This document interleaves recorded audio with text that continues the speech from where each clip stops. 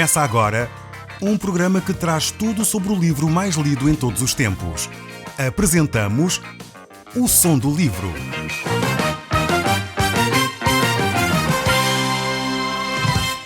Seja muito bem-vindo. Neste podcast vai encontrar o livro mais conhecido e lido em todo o mundo.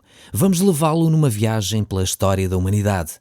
Este é um audiolivro para si, para a sua família e sociedade em geral. Contextualização e comentários de Paulo Chaveiro. Caro amigo, nós temos estado no último programa a falar acerca dos demónios e dos seres que atormentam a vida das pessoas. Um caso que encontramos neste Evangelho de Lucas, vimos também no Evangelho de São Mateus e no Evangelho de São Marcos. Demos um certo ênfase ao caso aqui porque ele foi registado por Lucas, este médico. Ele tem uma apreciação diferente daquilo que os autores dos outros evangelhos têm. Dissemos que há, em nossos casos, várias situações deste género também. Infelizmente, verificamos vezes demais que pessoas estão a ser atormentadas espiritualmente. Não encontram paz no seu coração e há seres espirituais de facto que se manifestam de uma forma a assustar as pessoas que muitas vezes procuraram em mistérios ocultos aquilo que de alguma forma poderia satisfazer a sua alma. Vimos também que só Jesus Cristo pode de facto trazer a paz interior a esse ser, a essa pessoa. Vimos que só Jesus Cristo de facto pode retornar a dar a paz a uma pessoa que está a ser atormentada. Ainda vimos no último programa, no Evangelho de Lucas também, como Jesus Cristo faz retornar à vida, quer uma criança, quer um jovem. Hoje vamos dar início ao capítulo 9 do Evangelho de São Lucas e vamos poder olhar para este livro e para este capítulo e encontrar certamente nele alguma força vinda da parte de Deus, algum ânimo vindo da parte de Deus para nos encorajar a caminhar na nossa vida cristã. Nós, neste capítulo aqui 9, vamos também encontrar semelhanças com o Evangelho de São Mateus e o Evangelho de São Marcos. Nós já temos dito que estes três evangelhos, Mateus, Marcos e Lucas, são considerados evangelhos sinóticos ou evangelhos semelhantes. A palavra de Deus, ela é sempre nova. E certamente nós vamos, apesar de estes evangelhos terem semelhanças, vamos encontrar nela certamente ensinos ricos para cada um de nós neste dia. Não iremos certamente esgotar todos os assuntos e todos os ensinos espirituais que esta palavra de Deus tem para nós. Isso certamente eu vos garanto. Então fique com atenção e nós iremos olhar para este capítulo 9, onde temos aqui os 12 apóstolos. Eles foram enviados a pregar o Evangelho de Jesus Cristo. Certamente estamos lembrados que Jesus, depois de mostrar a sua ética, a sua moral, a sua vida, mostrar o seu poder, vemos também que ele falou no seu sermão, aquele sermão da montanha, famoso e conhecido Sermão do Monte. Por meio dos seus milagres, certamente Jesus Cristo foi atestando, provando a sua autoridade. Vimos como estes discípulos agora são ordenados a ir e anunciar esta mensagem de Jesus Cristo. Não era uma mensagem só de palavras, era uma mensagem de autoridade, uma mensagem que transforma a vida das pessoas. Continua a ser ainda hoje esta mesma mensagem que muda o coração de cada ser humano. Então vamos ver neste capítulo 9 de Lucas, no verso 1, e diz assim: Jesus reuniu os 12 apóstolos e deu-lhes poder e autoridade para expulsarem espíritos maus e curarem doenças. Mandou-os também a anunciar o reino de Deus e curar doentes. Deixa-me dizer aqui algo muito importante sobre este texto aqui. Quando estamos aqui no mundo, Jesus Cristo deu aos apóstolos este poder para eles fazerem estes milagres. Eles receberam estes dons, que de alguma forma testavam, confirmavam a sua mensagem. Os milagres tinham este propósito de mostrar quem Jesus era acima de tudo. Os milagres eram um sinal para provar que Jesus tinha toda a autoridade, que Jesus dizia ser aquilo que era, o Filho de Deus. E também porque não havia ainda todo o Novo Testamento, toda a palavra escrita da parte de Deus, de forma que as maravilhas operadas, quer pelos apóstolos, quer por Jesus Cristo, eram fundamentais para atestar esta mensagem que Jesus Cristo queria que os apóstolos pregassem. Pedro e os outros apóstolos então poderiam fazer estas maravilhas, estes milagres. Talvez agora você pergunte, então, mas por que é que hoje não vemos estas maravilhas assim, numa escala tão grande como aconteceu naquela altura?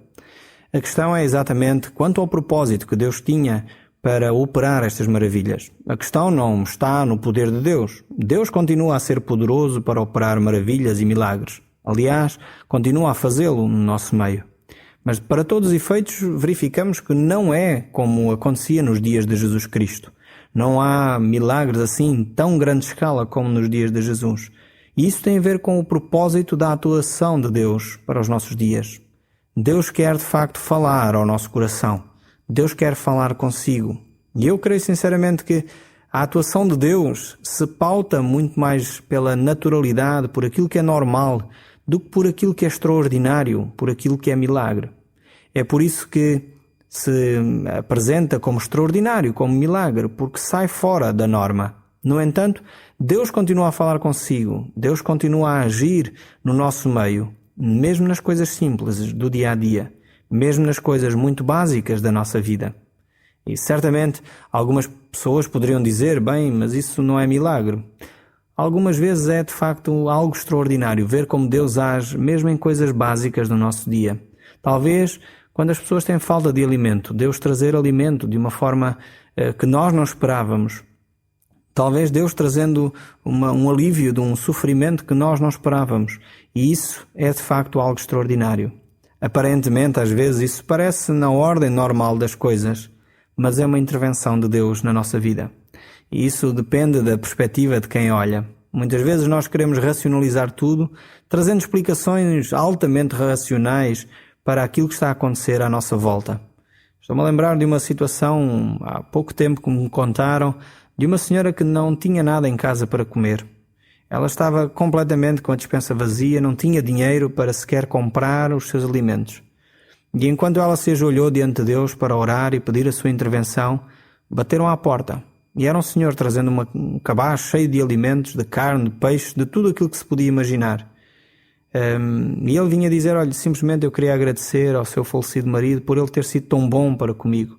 E eu venho em sinal de gratidão trazer esta cabaz de oferta, que é um pouco que eu posso fazer por tanto que ele me fez.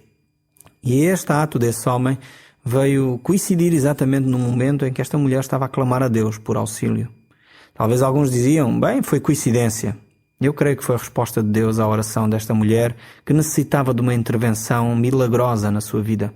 Certamente, muitas vezes Deus age assim e nós explicamos de outra forma a ação miraculosa de Deus.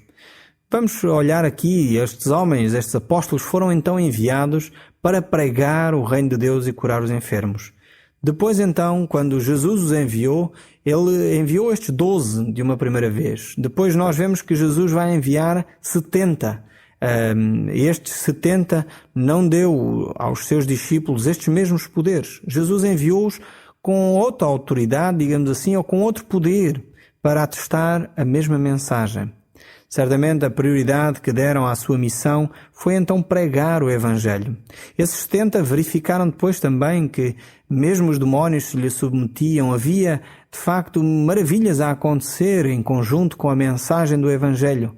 Mas Jesus Cristo disse a esses 70 que eles deveriam estar alegres porque o seu nome estava escrito no livro dos céus. Essa deveria ser a sua atuação. Nós vemos também que o próprio Timóteo, que era um servo de Deus, um homem que caminhou com Paulo, um homem cheio de fé, e este apóstolo Paulo era um homem que de facto curou vários enfermos, fez várias maravilhas também. Ele a Timóteo recomendou, olha Timóteo, toma um pouco de vinho por causa da tua doença de estômago. E vemos como muitas vezes Deus age de formas diferentes na vida de cada um.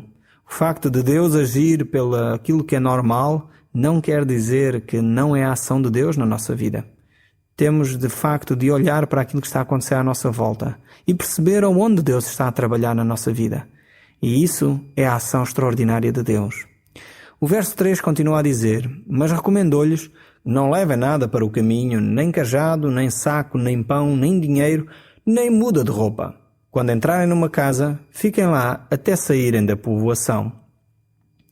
Aqui temos uma lembrança da parte de Jesus Cristo, que digno é o obreiro do seu salário. Ou seja, estes apóstolos eles deveriam ir e a única coisa que eles deveriam preocupar era com a mensagem que tinham para transmitir. Eles não iam com uma atitude profissional, digamos assim, no sentido de que eu tenho que me preocupar com comer, com isto, com aquilo e com aquele outro. Não. Jesus disse: a vossa principal preocupação agora é ir e poderem pregar o Evangelho. No entanto, isso não quer dizer que Jesus Cristo não estava preocupado com a sua roupa, com o seu comer, com o seu vestir. Certamente. Por isso as pessoas que os recebiam deveriam de alguma forma cuidar dos apóstolos, fazer com que eles tivessem um mínimo de condições para poder continuar a pregar o Evangelho. Então, dessa forma, eles recebiam o sustento para anunciar esta mensagem que eles tinham para a vida das pessoas. Então, cada um de nós deve, de alguma forma, participar ativamente naqueles que dedicaram toda a sua vida a pregar o Evangelho, a anunciar esta boa nova de Jesus Cristo. Devemos estar envolvidos de forma a que essas pessoas vivam de uma forma digna, vivam sem ter que mendigar o seu sustento. O verso 5 ao 11 continua: se em alguma terra as pessoas não vos quiserem receber, quando saírem de lá, sacudam o pó dos pés, como aviso para essa gente. Os discípulos então partiram e foram de terra em terra, anunciando a boa nova e curando doentes por toda a parte. Herodes, o governador da Galileia, teve conhecimento de tudo o que se estava a passar e ficou muito confuso, porque havia quem dissesse que era João Batista que tinha ressuscitado. Outros diziam que era Elias que tinha aparecido, e outros ainda afirmavam que era um dos profetas antigos que tinha ressuscitado. Mas Herodes exclamou: a João Batista mandei eu cortar a cabeça. Quem será então este de quem vem contar estas coisas? E procurava ver Jesus. Quando os apóstolos voltaram, contaram a Jesus tudo o que tinham feito. Ele então retirou-se, só com eles, para uma povoação chamada Betsaida. Mas assim que a multidão deu por isso, foi logo atrás de Jesus Cristo. Ele recebeu-as, falou-lhes do reino de Deus e curou os doentes. Vemos por estes textos que acabamos de ler que este povo aqui ainda não estava pronto para receber o Messias. Era um povo que vivia debaixo da superstição. Vivia debaixo, enfim, de várias crendices. Se calhar era um povo que não era muito diferente do nosso. Era um povo que vive atormentado, cheio de medo e receios. Eles estavam com receio que Jesus Cristo fosse um dos velhos profetas que havia ressuscitado. Eles estavam a pensar, talvez, até que seria João Batista, o mesmo que tinha ressuscitado. Então eles estavam debaixo de alguma superstição. É interessante ver que aqui o texto não está a falar de reencarnação, como muitas pessoas às vezes querem crer que a Bíblia o diga. A Bíblia não está a falar de reencarnação, está a falar de ressurreição, de pessoas que morreram e ressuscitaram as mesmas pessoas. E era esta a crença que o povo aqui tinha. A Bíblia é muito clara quanto a este assunto. A Bíblia diz que ao homem é dado morrer uma só vez e depois disso virá o juízo. Isto diz Hebreus capítulo 9, verso 27. Então na Bíblia não há espaço para a reencarnação. Isso não tem espaço nas Escrituras. Nem era isto que o povo estava a dizer. O povo estava de facto a viver debaixo do medo e da superstição. E Deus vinha para libertá-lo. E é por isso que esta mensagem do reino era anunciada. Era anunciada a todos aqueles que estavam dispostos a ouvir esta mensagem. Vemos ainda que a palavra de Deus fala que era anunciado o reino de Deus. É necessário distinguir entre reino dos céus e reino de Deus. Não são sinónimos. O reino dos céus é, digamos, de alguma forma, a norma dos céus para ser aplicada na terra. Enquanto o reino de Deus inclui não somente a terra, mas tudo aquilo que Deus criou. Então, é necessário fazer esta distinção aqui entre a palavra de Deus no reino dos céus, quando está a falar do reino dos céus, e quando está então a falar do reino de Deus. Em seguida encontramos aqui a primeira multiplicação dos pães. Jesus aqui alimentou então 5.000 pessoas. Já tivemos a oportunidade de falar sobre isso 2 vezes, pelo menos, quando falamos nos outros evangelhos. Por isso, não vamos gastar muito tempo aqui. Em seguida vamos encontrar ainda uma grande e importante declaração do apóstolo Pedro. Ou seja, depois de Jesus, de alguma forma, perguntar aos discípulos quais eram as opiniões do mundo a respeito dele, Jesus Cristo vai querer saber qual era a opinião dos próprios discípulos acerca de Jesus Cristo. Por isso ele pergunta: mas vós, que dizeis que eu sou? Então Pedro disse: és o Cristo de Deus. Jesus então passou a falar sobre a sua morte e ressurreição, dizendo: é necessário que o Filho do Homem sofra muitas coisas, seja rejeitado pelos anciãos, pelos principais dos sacerdotes e pelos escribas, seja morto e ao terceiro dia ressuscite. Vemos aqui qual era o conceito que os discípulos tinham acerca de Jesus Cristo. Eles sabiam que Jesus era de facto o enviado de Deus. Cristo é a palavra grega para dizer Messias, que é a palavra hebraica, para definir que Ele é o Salvador, o Filho de Deus, aquele que veio salvar a humanidade. Quando Pedro faz esta afirmação, dizendo que Jesus Cristo, Ele é o Cristo, o Filho de Deus vivo, é uma declaração que mostra que os discípulos tinham a perfeita compreensão de que Jesus Cristo era Deus. E Jesus passa a descrever qual era o propósito da sua vinda à Terra. Jesus passa a descrever aos seus discípulos que Ele tinha vindo não para implementar já o seu reino, não só para fazer milagres, não para fazer curas, mas acima de tudo, para ser morto e para ressuscitar ao terceiro dia. Jesus Cristo vinha para nos dar vida, e essa vida dependia da sua morte e ressurreição. Jesus Cristo vinha para nos perdoar os pecados. E para que isso acontecesse, Ele tinha de morrer, ser sacrificado. Ele, que era o Cordeiro de Deus que tirou o pecado do mundo, teria que ser entregue por si e por mim. É por isso que Jesus Cristo é tão importante. Hoje em dia caiu fora de moda o falarmos de pecados. As pessoas não gostam de ouvir esta palavra, talvez porque se sentem mal. Mas isso é positivo quando nos sentimos mal ao ouvirmos falar de pecado. Ainda é sinal que temos consciência ativa. Ainda é sinal de que estamos atentos àquilo que está a acontecer à nossa volta. Quando deixarmos-nos de preocupar com aquilo que fazemos, quando a nossa consciência já não nos acusa de estarmos a agir correto ou incorretamente, isso é mau sinal. É sempre bom quando nós nos sentimos mal por termos feito alguma coisa errada. Isso é sinal que a nossa consciência ainda está ativa e nós precisamos de mudar essas atitudes. E no fundo, quando nos sentimos que somos pecadores, como a Bíblia diz, e não temos talvez vergonha ou medo de falar dessa expressão, então aí Cristo faz todo o sentido para nós. Nós sabemos como é importante a confissão das nossas falhas. A Bíblia diz a confissão dos nossos pecados. Hoje em dia, várias entidades, vários grupos que tratam de pessoas que têm problemas com vícios, descobriram já há muito tempo que é importante a pessoa confessar. Então, em vários grupos que tratam de alcoólicos, que tratam de pessoas dependentes de drogas, muitas vezes a terapia que eles fazem é levar essas pessoas a confessar o seu pecado publicamente. Claro, esta palavra pecado não está lá.